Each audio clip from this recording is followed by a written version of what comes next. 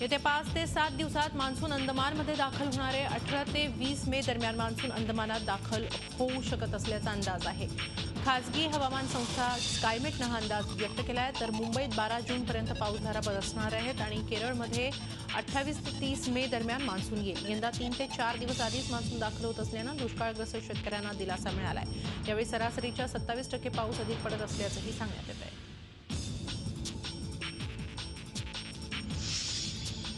मिरजेहून लातूरला जलराणीतून पाणी पोहोचवण्यासाठीचं operational कॉस्टचं bill railway मंत्रालयानं मागे घेणार असल्याचं सांगितलंय।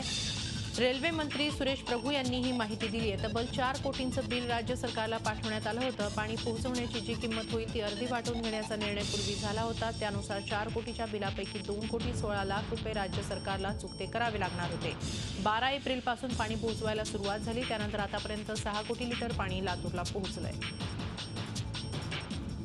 पत्रे उडाले तसंच पत्रे अंगावर पडल्यामुळे जनावरही जखमी झाली आहेत। काही ठिकाणी झाडं उन्मळून पडल्याच्याही घटना घडल्या आहेत। अनेक दिवस 40 डिग्री सेल्सिअस तापमान सोसत असलेल्या सांगलीकरांना या पावसामुळे निर्माण झालेल्या गारव्यानं दिलासा मिळालाय। ग्रामीण भागात मात्र अचानकपणे झालेल्या पावसानं शेतकऱ्यांचं नुकसान झालंय। यवतमाळ जिल्ह्यात गेल्या 10 दिवसांपासून दररोज अवकाळी पाऊस वादळी वाऱ्यासह बरसत असल्यामुळे ग्रामीण भागातलं जनजीवन विस्कळीत झालंय। दिवसभर कडक ऊन आणि संध्याकाळी अचानक वातावरणात बदल होऊन सोसाट्याचा वारा आणि गारांसह पाऊस बरसतोय। वादळी पावसामुळे घरांची पडझड, 3 पत्रे उडणे तसंच गुरांच्या गोठ्यांचं नुकसान होणं अशा प्रकारच्या घटना घडत आहेत। यवतमाळच्या घाटंजी, वणी, बाभुळगाव, नेर, महागाव, पुसद, उमरखेड तालुक्यात अनेक घरांची पडझड झाली असून पावसामुळे घरातील अन्नधान्याची नासाडी झाली आहे। जिल्ह्यात ऊन पावसाच्या खेळासोबत वादळी वाऱ्याचं थैमान असल्यानं ग्रामीण भागातील जनता हवालदिल झाली आहे। दुष्काळाचे चटके सोसणाऱ्या नाशिक जिल्ह्यातील शेतकऱ्याला गेल्या आठवड्यापासून अवकाळी आणि गारपिटीचा मार झेलावा लागतोय। आधीच शेतात उत्पादन नाही आणि आता अवकाळी पावसानं आहे ते उत्पादन हिरावून नेल्यानं बळीराजा हवालदिल झालाय।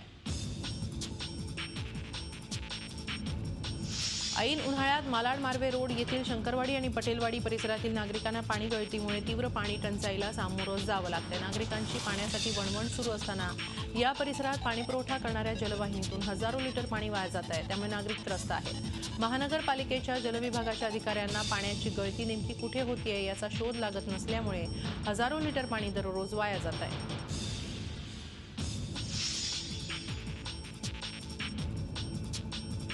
राज्यात अनेक ठिकाणी पाण्याची टंचाई जाणवते। ठाणे जिल्ह्यातील अनेक भागात 40% जास्त पाणी कपात आहे। मात्र या पाणी टंचाईत देखील अंबरनाथ शहरातील रस्त्यांवर चक्क टँकरनं पाणी मारलं जात आहे। घराचं बुकिंग करण्यासाठी येणाऱ्या ग्राहकांना रस्त्यावरच्या धुळीचा त्रास होऊ नये यासाठी एक बिल्डर चक्क रस्त्यावर दररोज टँकरनं हजारो लिटर पाणी मारत असल्याचं समोर आलंय। गेल्या अनेक दिवसांपासून हा प्रकार इथं सुरू असून आतापर्यंत लाखो लिटर पाणी वाया गेलंय।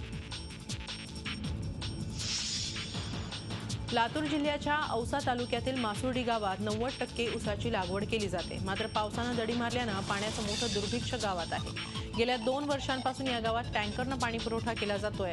मात्र टँकरनं पाणी घेण्यासाठी जीवघेणा संघर्षही मासुर्डीत पाहायला मिळतो। त्याचप्रमाणे परिसरातील सर्व विहिरी आणि बोर्सनी तळ गाठलाय। याला भीषण दुष्काळात ऊसाला लागणारं बेसुमार पाणी कारणीभूत असल्याचं मानत ग्रामपंचायतीनं ऊसाची शेती न करण्याचा निर्धार केलाय। त्याला 80%हून अधिक ग्रामस्थांनी पाठिंबा दर्शवला। जे शेतकरी हा निर्णय मान्य करणार नाही त्यांना ग्रामपंचायतीच्या सुविधांना मुकावं लागेल असंही ठरावात नमूद करण्यात आलंय। असा निर्णय घेणारं हे पहिलंच गाव ठरलंय। मराठवाडा आता दुष्काळवाडा बनत चालला असून मराठवाड्यात पाण्याबरोबरच चाऱ्याचाही गंभीर प्रश्न निर्माण झालाय। त्यातल्या त्यात परभणी जिल्ह्यात तर ही परिस्थिती अधिकच बिकट बनत चालली आहे। ऐन दुष्काळात जनावरं पोसणं आता शेतकऱ्यांना जड होऊ लागलंय। यामुळे हवालदिल झालेला शेतकरी मेटाकुटीला आलाय। त्यात चाऱ्याचे भाव डबल झाल्यानं चारा विकत घेऊन जनावरं जगवणं शेतकऱ्यांना कठीण झालंय। त्यामुळे परभणीच्या संपूर्ण तालुक्यातून चारा छावण्या सुरू करण्याची जिल्हा प्रशासनाकडे मागणी होतीये। मात्र सरकार त्यांच्या मागण्यांकडे दुर्लक्ष करत आहे। यासाठी भाकपच्या वतीनं पाथरी तहसील कार्यालयावर बैलगाडी मोर्चा काढण्यात आला। मराठवाड्यात पडलेल्या दुष्काळाचा केंद्र आणि राज्य सरकारला विसर पडल्यामुळेच दुष्काळ जाहीर करण्यास उशीर झाल्याची टीका काँग्रेस नेते नारायण राणेंनी केली आहे। ते लातूरमध्ये बोलत होते। खरीप हंगामापूर्वी शेतकऱ्यांना एकरी 25,000 रुपयांची मदत जाहीर करण्याची मागणी त्यांनी केली। तसंच मुख्यमंत्र्यांनी आठवड्यातून एकदा दुष्काळग्रस्त जिल्ह्यात बैठक घेण्याचा सल्लाही दिला। मराठवाड्यात लातूरमध्ये तर भयावह परिस्थिती आहे। सरकारने त्वरित मदत आता द्या. दुष्काळ आता जाहीर केला. सुरुवातीला टंचाई सदृश्य परिस्थिती होती. आता सुप्रीम कोर्टाने दुष्काळ जाहीर करायला सांगितल्यामुळे दुष्काळ जाहीर झालाय. दुष्काळात जी मदत शेतकऱ्यांना देतो ती मदत केली पाहिजे. कर्जमाफी त्वरित द्यायला पाहिजे. एका बाजूला कर्जमाफी द्या आणि तसंच शेतकऱ्याला एकरी 25,000 रुपये द्यावेत असं माझं मत आहे. झी 24 तासच्या दुष्काळावर मात कुटुंबांना साथ या अभियानाला सर्व स्तरातून भरघोस प्रतिसाद मिळतोय. चिंचवडमध्ये योगदान प्रतिष्ठानच्या वतीनं भागवत कथा वाचनाचा कार्यक्रम आयोजित करण्यात आला होता. त्यात योगदान प्रतिष्ठाननं 25 शेतकऱ्यांना प्रत्येकी 1,000 रुपयांची मदत झी 24 तासकडे सुपूर्द केली. पूर्ण महाराष्ट्रामध्ये दुष्काळाची परिस्थिती असल्यामुळं सामाजिक बांधिलकी ठेवून आपण प्रत्येक शेतकऱ्याला 1,000 प्रमाणे 25 शेतकऱ्यांना आपण 1,000 GSTच्या माध्यमातून प्रत्येक शेतकऱ्यांना आपण 1,000 रुपये देऊ. 25 शेतकऱ्यांना जर कमी जास्त पडले तर आपण परत देण्याची आपण इच्छा आपली आहे. यवतमाळ जिल्हा निवड समितीनं कंत्राटी ग्रामसेवकांच्या 104 पदांसाठी डिसेंबर 2015 मध्ये लेखी परीक्षा घेतली होती. त्यानंतर जानेवारी महिन्यात अंतिम निवड यादी प्रसिद्ध करण्यात आली. यात 84 जणांना कंत्राटी ग्रामसेवक म्हणून निवडण्यात आलं. मात्र अद्याप त्यांना नियुक्तीपत्र देण्यात आलं नाही. याबाबत सातत्यानं पाठपुरावा करूनही प्रशासन टाळाटाळ करत असल्यानं कंत्राटी ग्रामसेवकांनी जिल्हा परिषदेसमोर उपोषण सुरू केलंय. कंत्राटी ग्रामसेवक पदासाठी झालेल्या भरती प्रक्रियेवर आक्षेप घेतला गेल्यानं प्रशासन पात्र 84 उमेदवारांना वेठीस धरत आहे. याबाबत जिल्हा परिषद मुख्य कार्यकारी अधिकारी आणि मंत्री आमदारांच्या भेटी घेऊनही या उमेदवारांना न्याय मिळाला नाही. प्रशासनानं वेळेत नियुक्ती आदेश द्यावा या मागणीसाठी उमेदवारांनी आंदोलन सुरू केलं आहे. अमरावती महानगरपालिका आयुक्त चंद्रकांत गुडेवार यांची बदली झाल्याचं कळताच अमरावतीकरांनी या बदलीला जोरदार विरोध दर्शवला. गुडेवार यांची बदली होऊ नये यासाठी अमरावतीकरांसह सर्वपक्षीय नगरसेवक, सामाजिक संघटनांनी स्वाक्षरी मोहीम राबवली आहे. स्थायी समितीच्या बैठकीत बदली रद्द करण्याचा ठराव करून तो राज्य सरकारला पाठवणार असल्याचं स्थायी समिती सभापती अविनाश मार्डीकर यांनी सांगितलं. गुडेवार यांनी अमरावती महानगरपालिका आयुक्तपदाचा पदभार स्वीकारून 1 वर्ष पूर्ण झालंय. या कालावधीत त्यांनी शहरात आणि महापालिकेच्या कामकाजात आमूलाग्र बदल घडवून त्यात पारदर्शकता आणली आहे. त्यामुळे अशा कर्तव्यदक्ष अधिकाऱ्याच्या बदलीच्या आदेशानं अमरावतीकरांनी नाराजी व्यक्त केली आहे.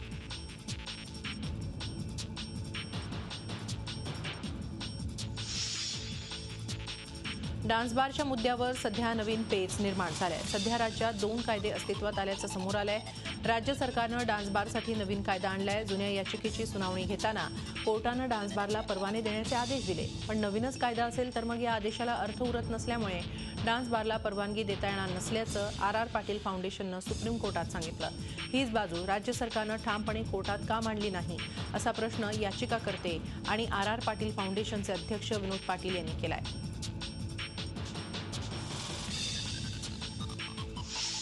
राज्यात सत्तेत असलेली शिवसेना जळगावात शासनाच्या विरोधात रस्त्यावर आली. सरकारच्या विरोधात सत्तेतील पक्षाचा राज्यातील हा पहिलाच मोर्चा निघाल्यानं चर्चेचा विषय ठरलाय. शिवसेना उपनेते आणि जळगाव ग्रामीणचे आमदार गुलाबराव पाटील यांच्या नेतृत्वाखाली जिल्हाधिकारी कार्यालयावर शेतकऱ्यांचा शिंगाडा मोर्चा काढण्यात आला. जिल्हा बँक महसूल मंत्री एकनाथ खडसे यांच्या ताब्यात असून खडसेंना लक्ष्य करत शासनाच्या आदेशानुसार जिल्हा सहकारी बँकेनं शेतकऱ्यांच्या कर्जाचं सरसकट पुनर्गठन करावं. बँकेकडे 40% शेतकऱ्यांची पीक विम्याची रक्कम बाकी आहे ती तातडीनं देण्यात यावी.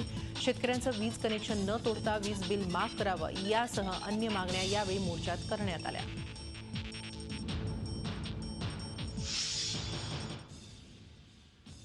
जी निवडणूक येईल कर्मचाऱ्यांची नेमणूक करून शासनाला अहवाल सादर करण्याचे निर्देश मुख्यमंत्री देवेंद्र फडणवीस यांनी दिलेत अशी माहिती कोल्हापूर जिल्ह्याचे पालकमंत्री चंद्रकांत पाटील यांनी दिली आहे. गेल्या अनेक वर्षांपासून होणाऱ्या आग्रही मागणीसाठी पालकमंत्री चंद्रकांत पाटील यांनी भेट घेतली. कोल्हापूर नगरपालिकेची स्थापना 1944 साली झाली. त्यानंतर 1972 मध्ये कोल्हापूर महानगरपालिका अस्तित्वात आली. मात्र 1944 ते 72 या कालावधीत आणि त्यानंतर देखील अद्याप कोणत्याही प्रकारे हद्दवाढ झालेली नाही. मनी लॉन्ड्रिंग प्रकरणी अटकेत असलेल्या छगन भुजबळांचा जेलमधला मुक्काम वाढला. भुजबळांचा जामीन अर्ज विशेष ईडी न्यायालयानं फेटाळलाय. पुराव्यांमध्ये छेडछाड केली जाण्याच्या शक्यतेनं न्यायालयानं हा जामीन फेटाळलाय. भुजबळ सध्या अटकेत आहेत. 15 मार्चला छगन भुजबळांना अटक करण्यात आली होती. तेव्हापासून ते कोठडीत आहेत. 2008 सालच्या मालेगाव बॉम्बस्फोट प्रकरणी साध्वी प्रज्ञा सिंगसह 6 जणांना क्लीन चिट मिळाली आहे. तसंच कर्नल प्रसाद पुरोहित याच्यावरचा मुक्का हटवण्यात आलाय. मात्र त्याच्यावरचे आरोप कायम ठेवण्यात आले. राष्ट्रीय तपास संस्था अर्थात NIA मुंबईत मालेगाव स्फोट प्रकरणी आरोपपत्र सादर केलं.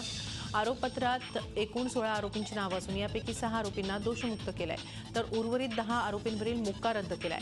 आरोपपत्र दाखल करून घेण्याबाबत लवकरच कोर्ट निर्णय घेईल. ATSच्या तपासावर या आरोपपत्रात ताशेरे ओढण्यात आले. नाशिकमधल्या सिडकोच्या स्टेट बँक चौकात दिवसाढवळ्या तरुणाचा खून करणाऱ्या 5 संशयितांना 16 मेपर्यंत पोलीस कोठडी सुनावण्यात आली आहे. यातील 2 आरोपी फरार असून त्यांचा पोलीस शोध घेत आहेत. काळे आणि दांडेकर 2 गटात गेल्या आठवड्यात लहान मुलीच्या विनयभंगावरून वाद निर्माण झाला होता. त्याचं पर्यवसान गुरुवारी हाणामारी आणि एकाच्या खुनात झालं. लाठ्या काठ्या चॉपर तलवारीचा वापर करून एकमेकांवर सपासप वार करण्यात आले. यात अशोक दांडेकर यांचा जागीच मृत्यू झाला, तर तात्या दांडेकर यांची प्रकृती गंभीर आहे. या प्रकरणी अंबड पोलिसांनी 2 महिलांसह 5 जणांना अटक करून न्यायालयात हजर केलं. न्यायालयानं त्यांना 4 दिवसांची पोलीस कोठडी सुनावली आहे.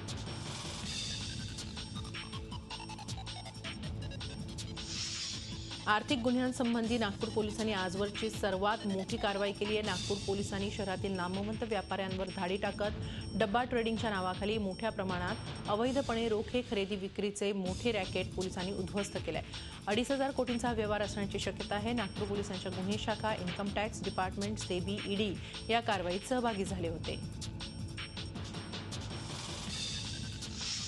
धुळे आणि नंदुरबार जिल्ह्यांमधून चोरट्या मार्गाने वाळू आणणारे 47 ट्रक नाशिकच्या जिल्हाधिकाऱ्यांनी पकडले आहेत. या धडक कारवाईमुळे वाळू माफियांचं धाबं दणाणलंय. प्रशासनानं या सर्व ट्रकचे पंचनामे केलेत. या वाळू मालकांकडून दंड वसुली करण्यात येणार आहे.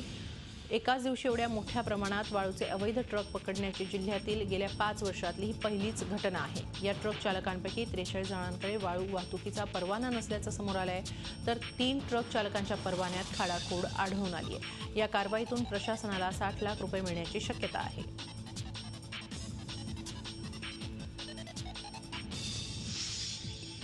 नाशिक शहरातील सिडको परिसरात मायको सर्कल ते पाथर्डी हा रस्ता व्यावसायिक अतिक्रमणाने व्यापला आहे. त्यामुळे वाहतुकीला अडथळे येत असून अपघातांचं प्रमाण वाढतंय.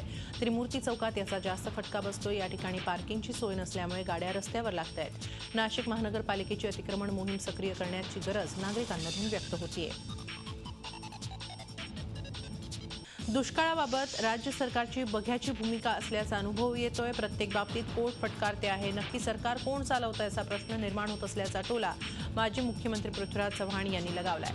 कर्जमाफी झाली पाहिजे अशी आमची मागणी आहे, तोपर्यंत आत्महत्या थांबणार नाही असंही चव्हाण म्हणाले. सनातन संस्थेच्या बाबतीमध्ये म्हणतो काय ते निर्णय घ्या. आणि आता ह्या NIA मध्ये आपल्या मालेगावमध्ये निरपराध लोकांना डांबून ठेवलं होतं. ठीक आहे, महाराष्ट्र सरकारच्या चौकशी यंत्रणेनं त्यांना दोषी समजावलं, CBIने केलं. पण NIA जी विशेष यंत्रणा आम्ही तयार केलेली आहे टेरर रिलेटेड क्राईम करतात, त्यांनी त्यांना निर्दोष सोडलं. आता तुम्ही निर्दोष त्यांनी सोडलं, मग बॉम्बस्फोट केला कोणीच नाही केला, आपोआप झाला का काय? लातूर जिल्ह्याच्या निलंगा तालुक्यातील अंसरवाडा इथं भूगर्भातून लाव्हा सदृश्य द्रव निघाल्यामुळे ग्रामस्थांमध्ये भीतीचं वातावरण आहे. 93 साली झालेल्या भूकंपाचं केंद्र किल्लारी अंसरवाडाच्या शेजारीच असल्यामुळे नागरिकांमध्ये उलटसुलट चर्चा सुरू आहे. या प्रकरणी जिल्हा प्रशासनानं वैज्ञानिकांना पाठवून परिस्थितीची पाहणी करावी अशी मागणी भाजपा आमदार संभाजी पाटील यांनी केली आहे. तर प्रशासनानंही या प्रकाराची गंभीर दखल घेतली आहे. जगभरात एकीकडे वाघांची संख्या वाढवण्यासाठी खास मोहिमा सुरू झाल्या, तर दुसरीकडे चंद्रपूर जिल्ह्यात चक्क वाघांची संख्या प्रमाणाबाहेर वाढली आहे. त्यामुळे त्यांना जिल्ह्याबाहेर हलवण्याची वेळ आली आहे. चंद्रपूर वन विभागानं तसा प्रस्ताव राष्ट्रीय वाघ संवर्धन प्राधिकरणाला दिलाय. चंद्रपुरात सध्या 50च्या आसपास लहान मोठे वाघ आहेत. त्यापैकी 4 ते 5 नर वाघ आणि 2 ते 3 माद्या नांदेड आणि यवतमाळ जिल्ह्यात पसरलेल्या पैनगंगा अभयारण्यात आणि सह्याद्री व्याघ्र प्रकल्पात पाठवण्यात येणार आहेत. वाघांची संख्या वाढल्यानं त्यांना स्थलांतर करावं लागल्याची ही देशातली पहिलीच घटना ठरणार आहे. धार्मिक गुरु निरंकारी बाबा हरदेव सिंह यांचं कॅनडामध्ये अपघाती निधन झालंय. ते 62 वर्षांचे होते. 100पेक्षा जास्त देशांमध्ये निरंकारी बाबा यांचे अनुयायी आहेत. निरंकारी मिशनच्या माध्यमातून मानवतावादी विचारांचा प्रसार हरदेव सिंह यांनी जगभरात केला. 1929 साली या मिशनची स्थापना झाली. मात्र हरदेव सिंह यांनी आंतरराष्ट्रीय स्तरावर हे मिशन पोहोचवलं. 1968 सालापासून तब्बल 60 देशांमध्ये त्यांच्या शाखा कार्यरत आहेत. खरा धर्म केवळ मानवता, मानवतेचा धर्म जोडण्याचं काम करतो, तोडण्याचं नाही, अशी या मिशनची धारणा आहे. झी 24 तास रहा एक पाऊल पुढे.